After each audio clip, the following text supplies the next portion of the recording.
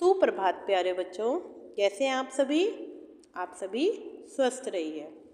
जैसा कि आप सभी को पता है कि आपके जो विंटर वेकेशन है वो कुछ दिन के लिए आगे बढ़ गए हैं, इसीलिए आपकी यह ऑनलाइन क्लास हो रही है।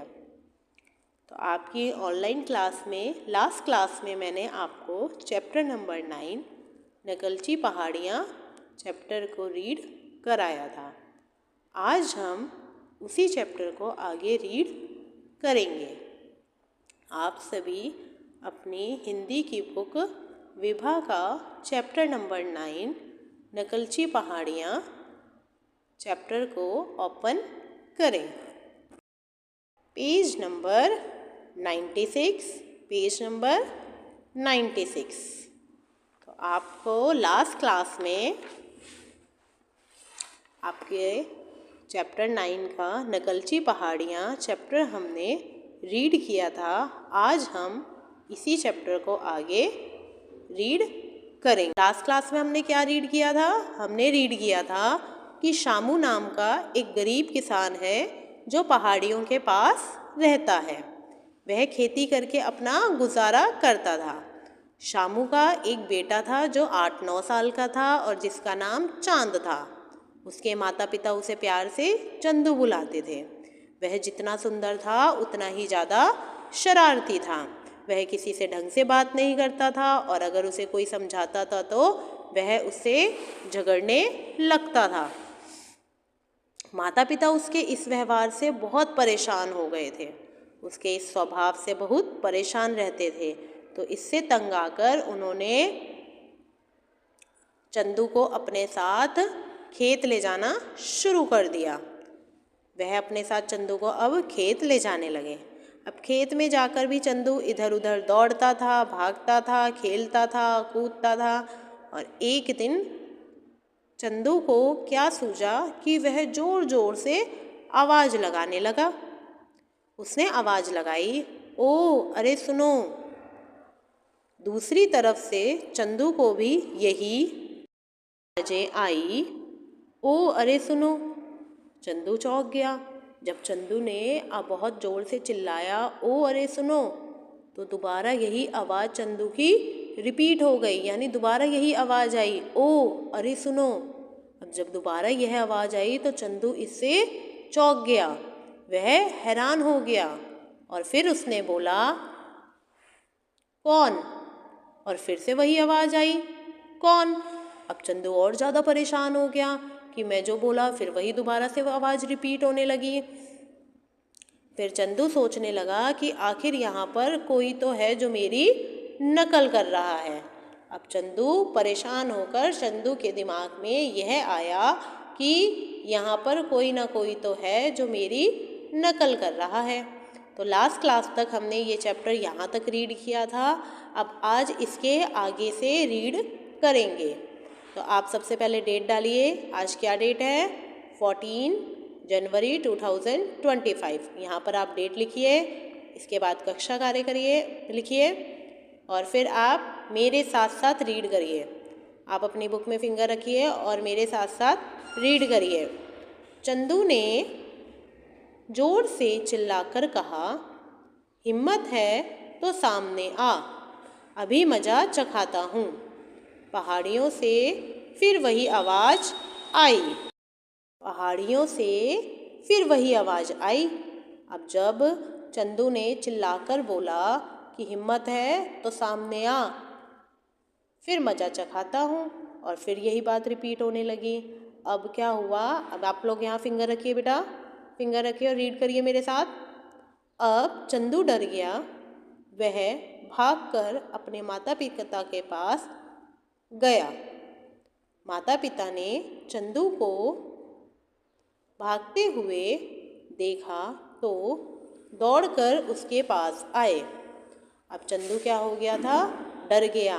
जिस प्रकार आप भी डर जाते हैं और फिर अपने माता पिता के पास यानी मम्मी पापा के पास भागकर आते हैं, उसी प्रकार चंदू भी डर गया और वह अपने माता पिता के पास भागकर आया। चंदू को भागकर दौड़ते हुए देखकर माता पिता चंदू के पास आए। अब आप अपनी फिंगर यहाँ रखिए और मेरे साथ साथ रीड करिए। और बोले, क्या हुआ?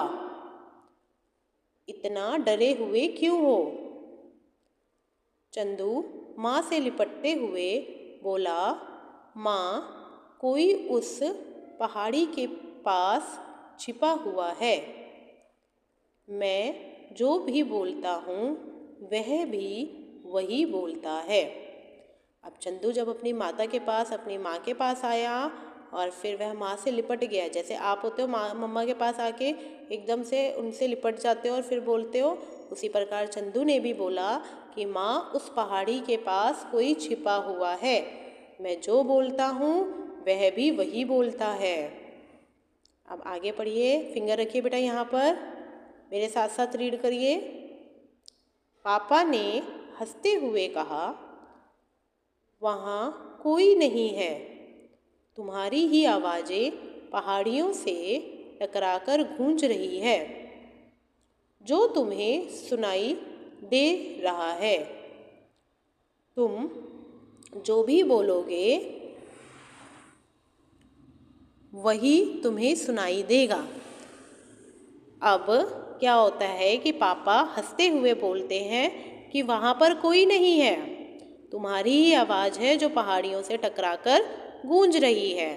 अर्थात इसका अर्थ है कि जब हम पहाड़ों में होते हैं और ज़ोर से चिल्लाते हैं तो वही आवाज़, हमारी ही आवाज़ पहाड़ से टकराएगी और फिर दोबारा हमें सुनाई देगी।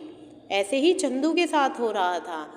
जब चंदू ज़ोर से चिल्ला रहा था तो वो आवाज़ चंदू की ही थी जो उसे बार बार सुनाई दे रही थी, क्योंकि चंदू पहाड़ों में बोल रहा था। वह आवाज़ उसकी पहाड़ से ही टकराकर चंदू को ही दोबारा सुनाई दे रही थी।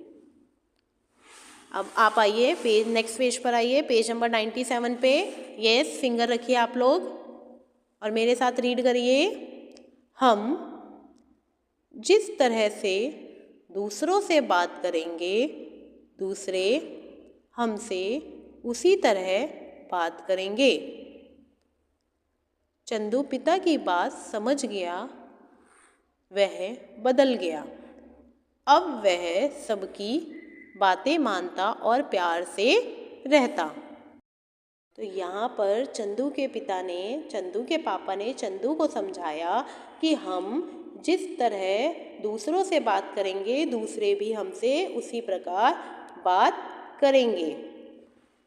क्योंकि चंदू सबसे अच्छे से बात नहीं करता था, वह हमेशा लड़ता झगड़ता था, तो इसीलिए चंदू के पिता चंदू को समझाते हैं कि यदि हम किसी से प्रेम से बात करेंगे तो दूसरा व्यक्ति भी हमसे प्रेम से बात करेगा।